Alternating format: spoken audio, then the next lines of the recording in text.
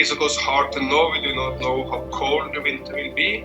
And at the moment, so it is hard to predict. But overall, both people and governments are preparing for a very tough winter. So if this were the coldest winter on record, then they're in trouble. If it's the warmest winter on record, then, they're in good shape. Now, the question is, in between, what happens? It's most likely to be in between. Now, Europe has about 90% of its gas storage filled. So they're not as worried about this winter as they are about next winter. So again, if they're lucky, if the weather is kind to them, and they can continue to take strong actions to reduce demand, they should make it through this winter. But again, there's not a lot of time. They have to move quickly since energy shortfalls can have a major impact on business and on individuals in Europe. So it's a real challenge for them. And certainly anything they can do to reduce demand will be an important step.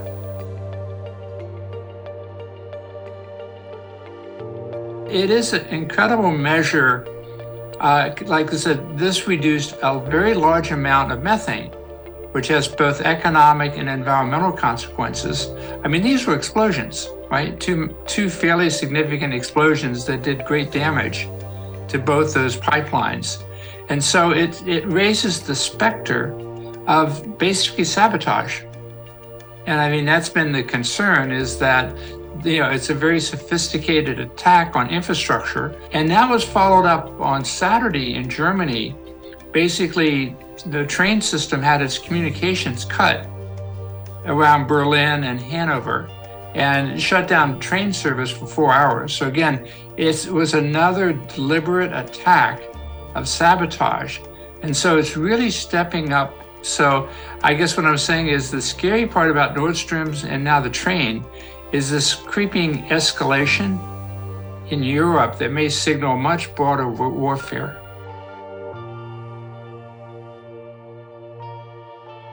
These nations have different interests, have somewhat different attitudes to the war in Ukraine. Some of them are very dependent on gas, some of them have a more or less complete dependence on nuclear, some of them have developed renewables much faster than others. So it's a huge number of different governments coming together. I think from historical perspective, what's remarkable is the level of unity. Overall, Europe has come together as one entity fighting this extreme energy crisis. It's a real challenge because Europe has a real range of wealthier and poorer countries. And that divide in a way is north-south, but also east-west. And Germany has taken recent action, $200 billion to try to mitigate the impacts.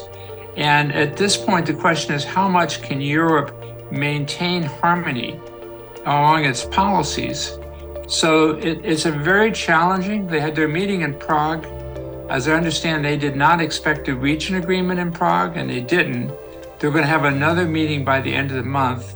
They are taking action where basically they will meet jointly with potential suppliers, Norway and the US for natural gas, to try to negotiate common agreements.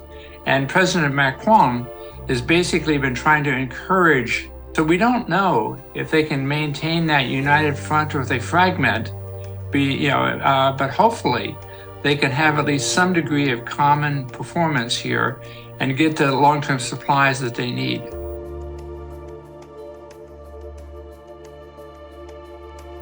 This will really accelerate Europe's push towards renewables, but they need natural gas, they need oil, they need a variety of supplies. So it's going to take an incredible transformation of their whole energy system. They need to find new markets, and they will need to build new infrastructure, say, to China, while Europe has to build new infrastructure, say, for LNG to come in.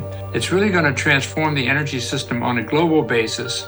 And there's such large players, like I said, it's going to affect everyone.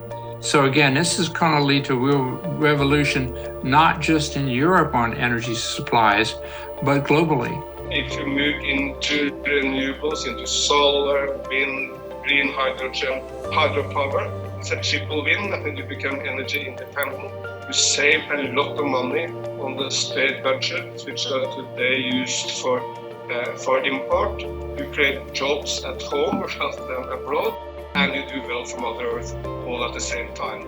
So I'm very confident that everywhere we will see now a rapid transition into the renewables, because those are domestic resources everywhere, and it gives so much meaning both economically and ecologically.